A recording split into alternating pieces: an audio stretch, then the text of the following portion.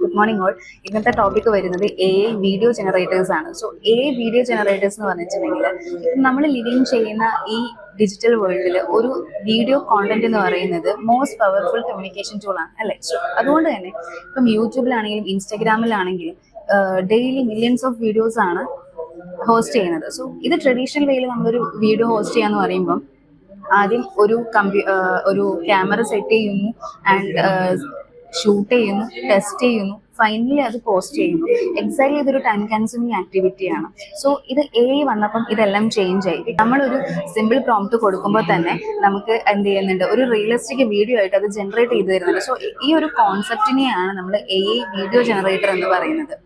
ഇനി ഈ ഒരു AI വീഡിയോ ജനറേറ്റർ നമുക്ക് യൂസ് ചെയ്തിട്ട് നമുക്ക് വിഷ്വൽസും സീൻസും ഒക്കെ ജനറേറ്റ് ചെയ്യാം. അതേപോലെ അവതാർസ് ക്രിയേറ്റ് ചെയ്യാം, വോയിസ് കവർ ക്രിയേറ്റ് ചെയ്യാം. ഇങ്ങനെയുള്ള കുറേ അഡ്വാൻറ്റേജസ് ഈ ഒരു AI വീഡിയോ ജനറേറ്റിംഗ് യൂസ് ചെയ്ത് നമുക്ക് ചെയ്യാൻ പറ്റും.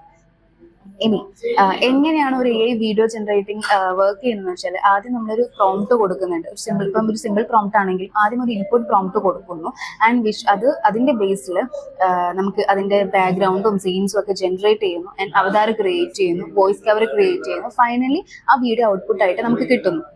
സോ ഇതാണ് ഇതിന്റെ ഒരു വർക്ക് ഫ്ലോ എന്ന് പറയുന്നത്. പോപ്പുലർ ആയിട്ടുള്ള AI വീഡിയോ ജനറേറ്റിംഗ് ടൂൾസ് ഏതൊക്കെയാണെന്ന് വെച്ചാൽ, ഒന്ന് സിന്തേഷ്യ, പിക്ടോറിയ, റൺവേ, ജെൻ2, ഹേജൻ, ലൂമൻ 5 ഇതൊക്കെയാണ്. ഈ ലൂമൻ 5 ഒക്കെ നമുക്ക് സോഷ്യൽ മീഡിയ കോണ്ടന്റ് ക്രിയേറ്റ് ചെയ്യാൻ വേണ്ടി ഈസി ആയിട്ട് ക്രിയേറ്റ് ചെയ്യാൻ വേണ്ടിയിട്ടുള്ള ടൂളാണ്.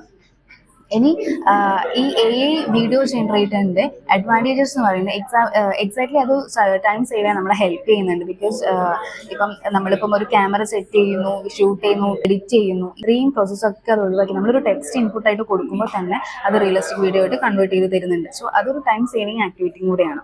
ആൻഡ് അത് കഴിഞ്ഞാൽ കോസ്റ്റ് എഫക്റ്റീവ് ഉണ്ടാവും. അതായത് ഇപ്പം ആക്ടേഴ്സ്, സ്റ്റുഡിയോ ക്യാമറ ഇതൊന്നും വേണ്ട. സോ അതുകൊണ്ട് തന്നെ നമുക്ക് കോസ്റ്റ് ഒക്കെ കുറവായിരിക്കും.